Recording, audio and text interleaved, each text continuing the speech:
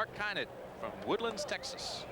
I could have used that the other day trying to get into College Station. We had some weather and the plane wouldn't land in here. Yeah, those small planes with 14 seats in them, it's not too comfortable in turbulence. That's a long 3.5, 4-hour drive. 15 minutes gone as we start the second quarter. It's 17-7 Arkansas. Razorbacks with the football. 2nd down and 8. And they lose a yard. Great penetration by Anthony Williams, the middle linebacker. Anthony Williams came from his inside position and never really stopped. Just came right in the backfield and forced the issue with Rouse as he was trying to make a little cutback move to escape him. Left side of your screen near the bottom, that's where you're going to see Wallace come out, and now watch him just come across the line of scrimmage right in there, never stopped, just came straight across. Williams comes in and makes the tackle in the backfield. Anthony Williams, 6'2", 228-pound sophomore. It's 3rd down and 8, and Arkansas wants a timeout. Rovey's been sharp. He's 4 for 6, 75 yards passing, 37 yards rushing, and a touchdown.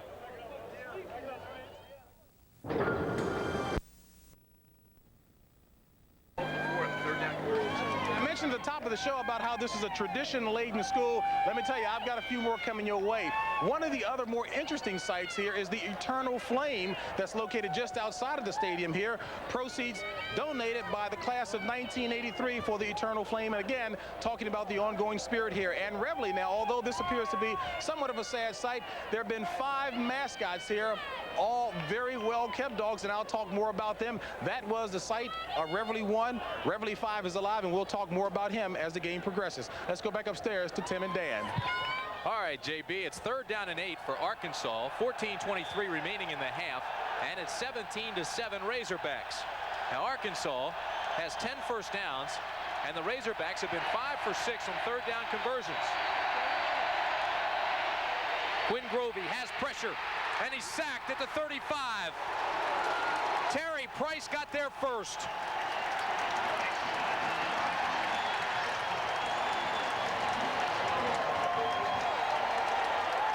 Terry Price came in with a strong rush along with Anthony Williams from his linebacking position, but you're going to see Price come in from that right side and just really scare Grovey. Now you see him move around, and all of a sudden he can't get away though. But good rush that time by Terry Price. Good move on the line of scrimmage. Alan Meacham comes on to punt, and Shane Garrett will be standing at his own 20. Now Meacham has been inconsistent this year as a punter. This one's a tail wagger. Won't turn over. Garrett has it at the 25. Gets a block to the 35 and out across the 37-yard line. Derek Russell made the tackle after a 12-yard return. So Meacham gets a 40-yard punt, a 12-yard return, and Russell makes the tackle. Tomorrow here on CBS, another reminder, celebrate America's Homecoming Week with a cornucopia of sports action. First, it's the Battle of the East, Penn State and Pitt. That's at noon Eastern. Then it's the season premiere of NBA on CBS. Jordan and the Bulls take on Mullen and the Warriors. And then the big one, Notre Dame against Miami. Special time for that one, 6:30 Eastern. First down at the 37 for A&M. Wilson straight ahead out to the 41-yard line. Once again, one of the keys to this ball game has been time of possession. You can see Arkansas clearly with a huge advantage, 13 minutes, 2 seconds. A&M with only 3 minutes and 25 seconds. The main reason why Arkansas has been able to run that football effectively. You're not kidding. Arkansas, 10 first downs, almost 200 yards total offense in the first quarter alone. And they lead by 10. On 2nd and 6, this is Lewis. To the 46-yard line. Shannon Wright tripped him up. Key block there by Keith Alex, the offensive guard, number 67, came out and made a nice adjustment at the point of attack to block his man out. And that really swings it out. Now watch him right here. Watch him come out, step up, and then come back and really block that man out of the picture. Now the key for a running back is to get enough vision to see this. You have to get back deep in that I formation so you can see your man throw his block. 3rd down and 1.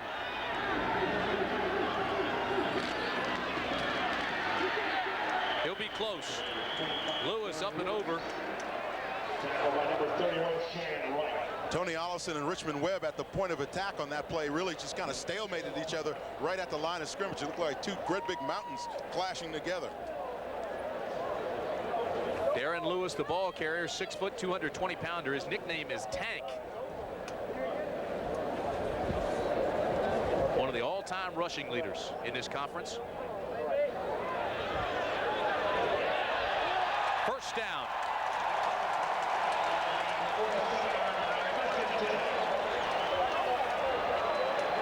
The winner of this game will take over sole possession of first place in the Southwest Conference, and will certainly be in the driver's seat as far as the Cotton Bowl is concerned. These two teams have won the last 4 Southwest Conference titles. Pavlis on first down drops it to Wilson, and Wilson's at the 46 in Arkansas territory. Pavlis had Wilson underneath open, and as well as his tight end downfield, he had him open as well. So he worked that sideline very, very nicely, came out, put a little pressure on the corner. If you're going to have your quarterback rolling out in a rolling pocket, one of the things you want to have him do is be able to come out, set up, and find his receivers downfield. In this case, Pavlis does a fine job of dumping the ball off to his running back. Second down and 3, A&M. This is Lewis. Has some blocker, spins his way across the 40. We saw Arkansas run this play earlier, the counter tray or the counter OT. This time A&M comes back with it. And whenever you have big linemen on that backside, you want to pull them out there, let them get to the point of attack.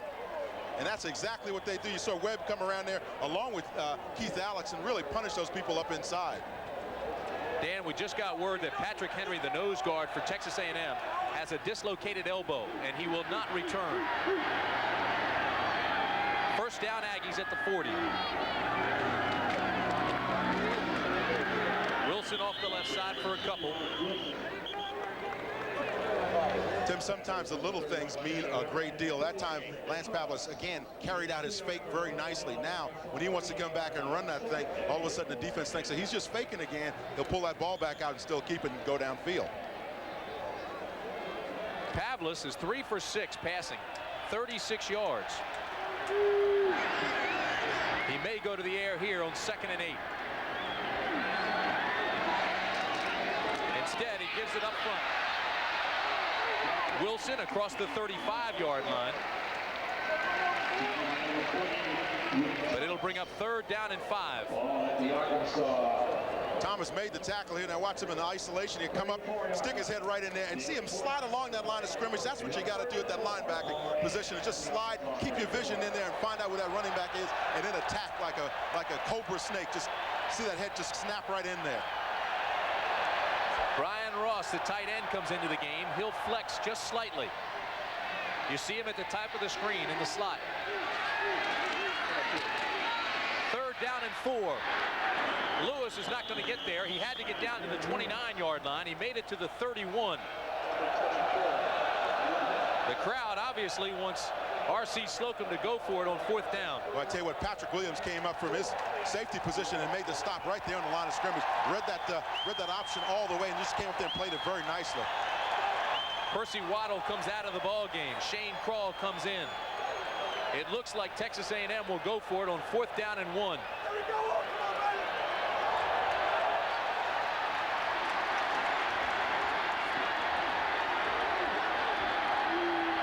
Tight ends, power formation. They need a yard. Pavlis is in trouble and throws it away, incomplete. Backside pressure that time by Shannon Wright. He just came in. He said, I'm not taking any fakes. You can fake the ball all you want, but I'm going after the quarterback. Well, everybody took that fake in the first quarter. But Tony Allison, number 97 here, doesn't, as well as Wright. They both come in there. You see that pressure right now. Pavlis goes, I know I've been faking you guys pretty good, but this time you just didn't go for it. So Arkansas takes over on downs. 8 minutes, 59 seconds remaining in the first half.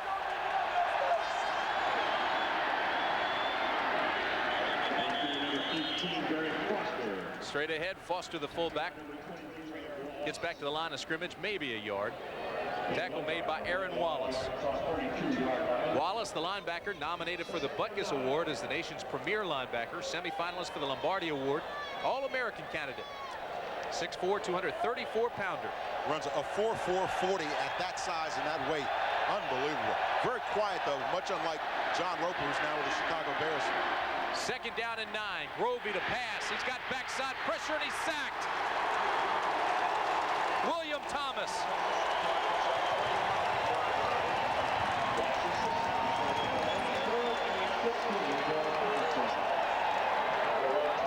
The second time Grovey's been sacked this afternoon.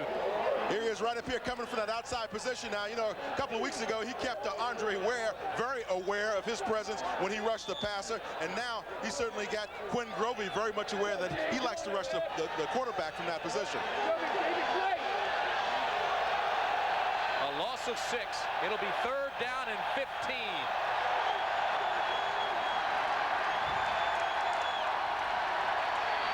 Grovey, quarterback draw, across the 30, won't get the first down.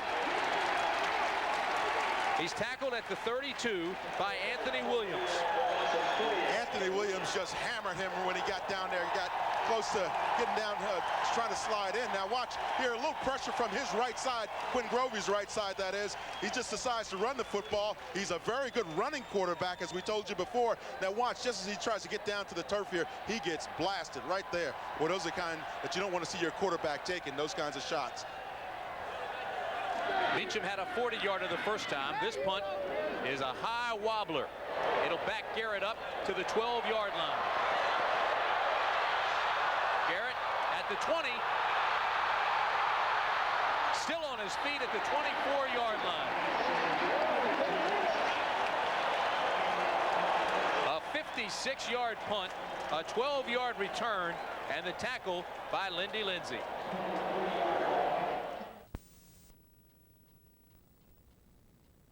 A&M may have lost a yard. Lewis was hit almost immediately by Ken Benson.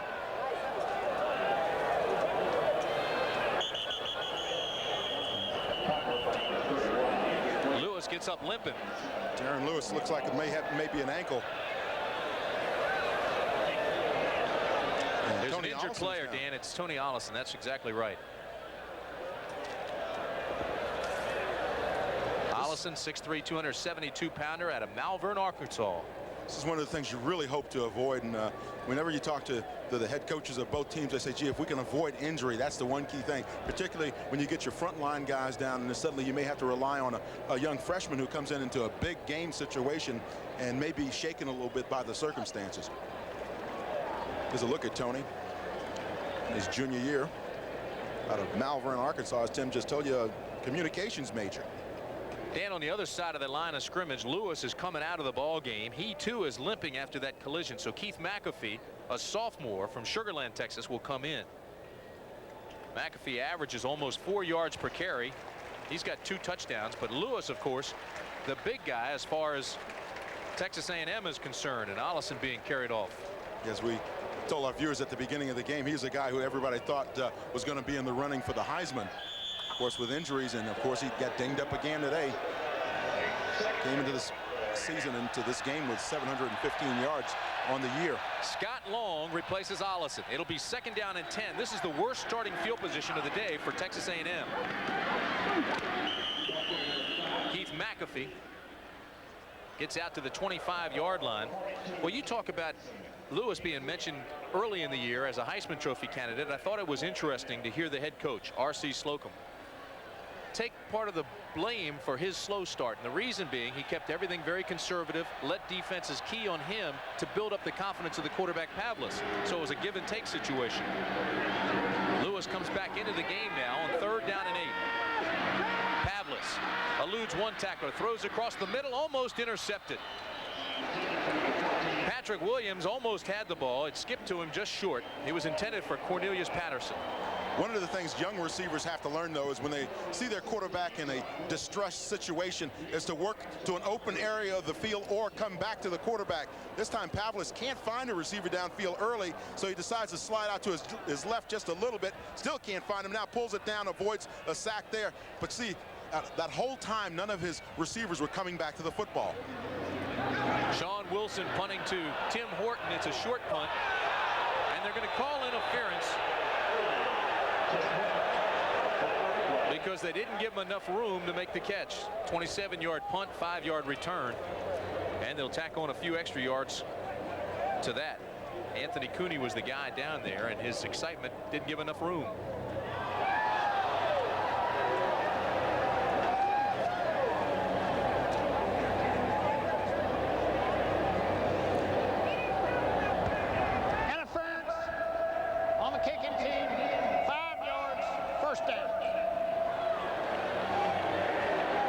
So Arkansas will have great field position. Right now, let's go downstairs to James Brown. JB? All right, Timmy, as you and Danny called it, Tony Allison was on the bottom of that pile. What happened was a couple of guys fell on that right ankle of his.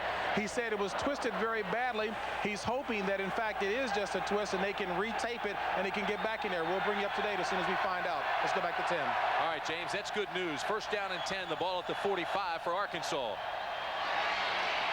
Rouse with a cutback to the 44-yard line. Kevin Tucker makes the stop. Tim, whenever a running back is able to cut back like that, that means on the backside of the play, that is away from where the running back really wants to go. Those offensive linemen are doing a good job of staying with their people and sealing off that area. Otherwise, your running back, if he tries to cut back, is going to get hammered right at the line of scrimmage, if not in the backfield. Second down and 7.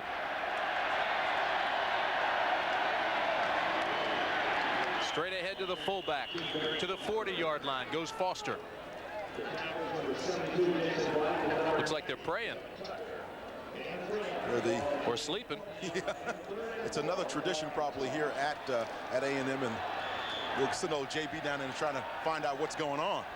They've got some great traditions here, and they boast a spirit and pride that's second to none in the Lone Star State of Texas. Third down and 4 for Arkansas. The ball at the 40. Grovey throws, incomplete. Great lick administered by Gary Jones on the tight end Billy Winston. You know, if he hadn't have been looking at the receiver, though, he could have had the interception. Could have had the interception. The ball was just floating up there in the air. It looked like a huge balloon, looked like that Goodyear blimp, and he just came in and put his head down and stuck it in there instead of looking for the interception. Watch on the right side of your screen. That's where you're going to see Jones come up and make this stop on Winston. But you can see if he just looks up a little bit, see that ball's up in the air, and he's got his shoulder load already, not really looking for the ball, looking to make the stop. So Todd Wright comes on to attempt a 57-yard field goal. His longest is 47.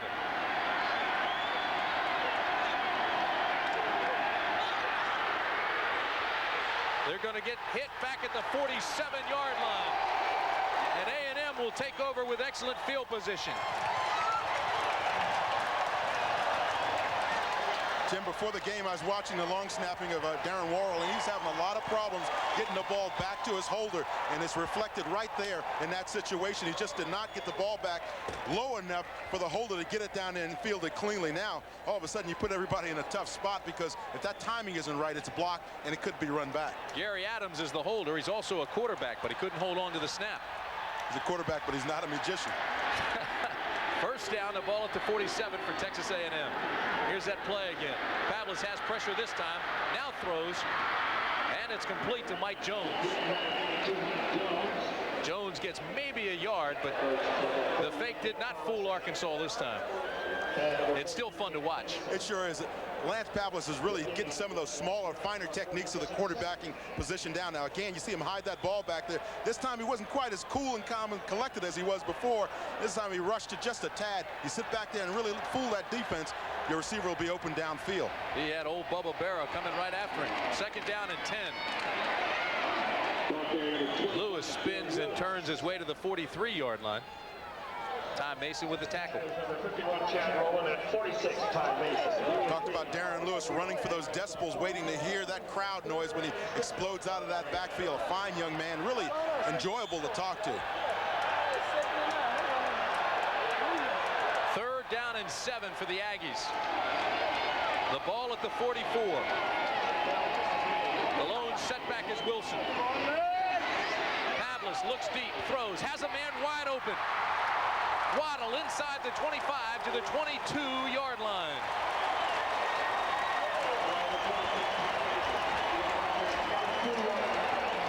A gain of 22 for Percy Waddle.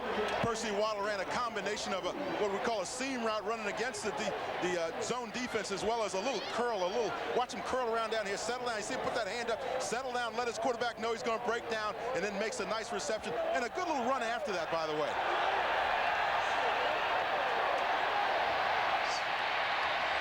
First down at the 22. The reverse. Lewis looks for a receiver. Throws deep. Waddle's open. Oh, did they miss an opportunity there?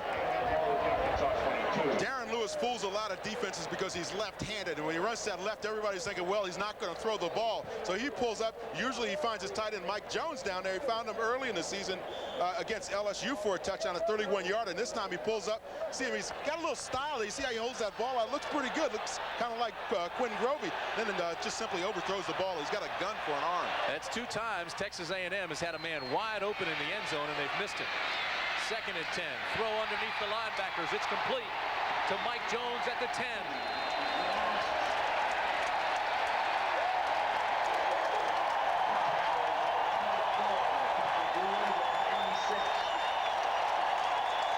A gain of 12.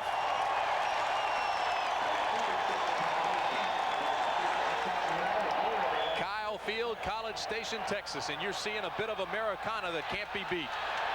Tim Brandt, Dan Jacobs, and James Brown with you at Texas A&M. Arkansas leads by 10 with 2:20 remaining in the half. First down Aggies. The blitz is coming, and Pavlis throws it away, and a flag is down.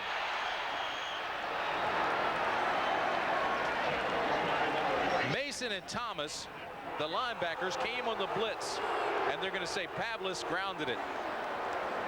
If he was smart, he would. So that M&M blitz, those 2 linebackers coming up inside, one of them goes unblocked. Now see, both of them are going to come in there now. As an offensive line, you can pick off one, but one of these guards has to come up and block this down lineman. As a result, one of those linebackers is going to come free, particularly if your running backs are going out into their passing routes. And that's exactly what happened that time to Lance Pavlis.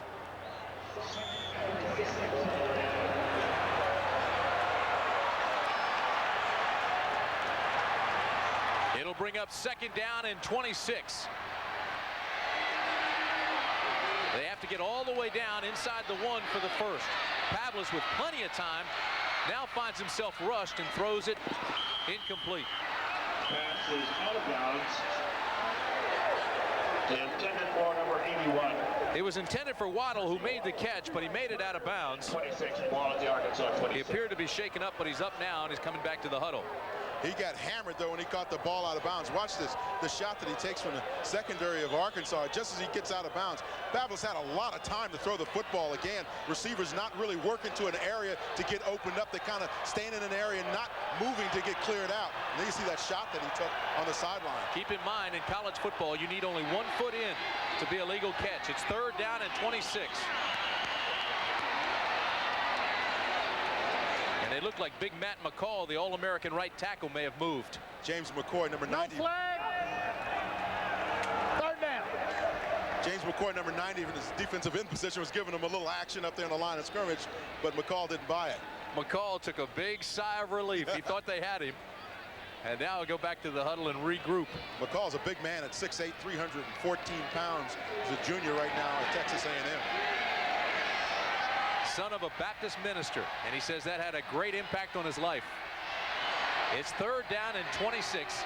The ball at the 27. Pavlis throws deep, has a man, it's open, touchdown, Mike Jones.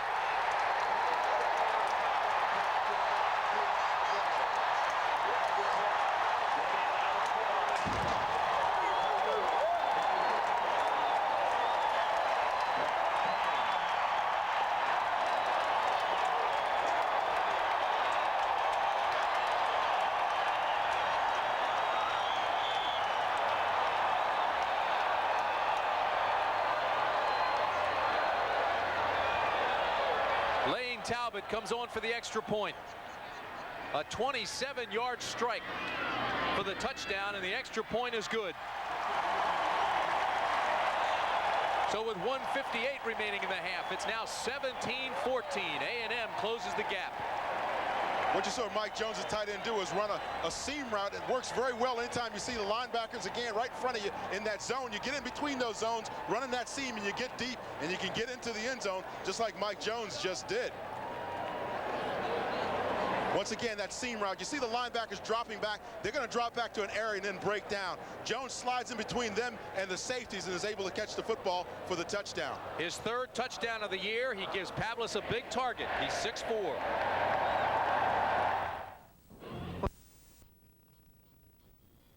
And the touchdown pass makes it a 3-point game with 1:58 remaining in the half. Lane Talbert to kick off to Barry Foster and Ron Dickerson. And the up man takes it back to the 45-yard line. Kerwin Price. Southwest standings, as you can see, Arkansas up top with a 5-1 record, followed, of course, tied by Texas A&M at 5-1. Those two teams will decide today who goes on to the next level in the search for the Cotton Bowl. Texas Tech and Texas both one game back. First down, Arkansas at the 45-yard line. Rouse and Foster out of the eye. Foster, the fullback, off right tackle. Power blast. Stop made by Anthony Williams. Okay, now you see Grovey setting that whole thing up now. The whole scenario setting up, coming up real nice with that handoff inside to his fullback. He's still holding his hands up now. He's gonna slide out on that option the next time and maybe shake it a little bit and then throw it out to his running back. Second down and 7. The pitch to his tailback. And Rouse is hit, maybe lost a yard. Great pursuit by William Thomas, the outside linebacker, and Anthony Williams. William Thomas is a bit undersized for an outside linebacker at about 200 and maybe 5 pounds, but the thing that it really helps him along in is the fact he's got tremendous speed. So if you try to run to that sideline, he plays off very well with his hands, gets the blockers off, and just takes it all the way to the sideline. All conference? All conference, no question. 7.5 sacks for the year. Tied with Wallace for the lead on the team. It's 3rd down and 8.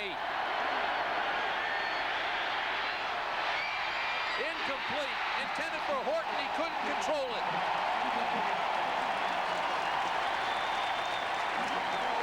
Tough pass for Horton to try to catch because he had to turn back around as Groovy saw that he had to get it back on that sideline. Now watch again as Horton tries to make the reception on the sideline. The ball is thrown behind him, so he becomes a contortionist in trying to catch the football over there. But he made a nice effort at it after all. They'll run the punting team on. Alan Meacham, the punter. He had a boomer the last time, but he shanks this one. See what kind of bounce it gets. It gets an A&M bounce and dies on the 27-yard line. So after a 50-yard plus kick the time before, this one is just 27 yards. 1 minute, 8 seconds remain in the half. If you're just joining us, Quinn Grovey scored first for Arkansas on a 25-yard run. A brilliant cutback on that run and broke a tackle. Then Thomas intercepted a pass by Pavlis, ran it in. 2 touchdowns in 52 seconds. But A&M has come roaring back. Garrett scored. Pavlis threw the touchdown pass to Jones. And it's 17-14. This is Robert Wilson. Tackle made by Bubba Berra. Start thinking about now A&M what they want to do in this situation. Got to work the clock a little bit because, of course, they've got 52 seconds on the board. But now they want to try to work those sidelines a little bit. Lance Pavlis has got to look for his receivers going out of bounds to save as much of the clock as they possibly can. A&M has all 3 timeouts. Lewis tripped up at the 35-yard line. Clock continues to move with 30 seconds. Crowd doesn't like the way R.C. Slocum's using the clock here. It's a conservative use of the clock, but really I think you'd be better off in using your receivers and working down the outside of the field. I'm very surprised that A&M is trying to run the football in this situation. They aren't going to run it again. They're going to let the clock tick down and just keep it at a 3-point ball game.